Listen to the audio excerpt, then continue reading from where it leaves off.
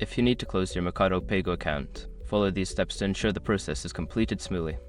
Make sure to have all necessary information at hand before starting. Step 1. Access your account. Log into your Mercado Pago account using your credentials. Ensure you are on the official website or app to avoid phishing attempts. Step 2. Navigate to account settings. Once logged in, look for the account settings option.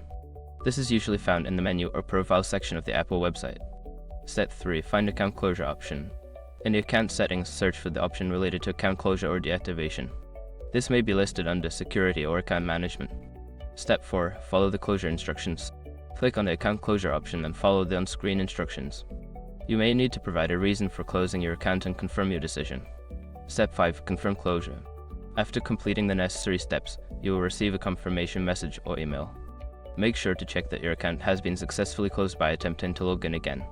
Once you have followed these steps, your Mercado Pago account will be closed.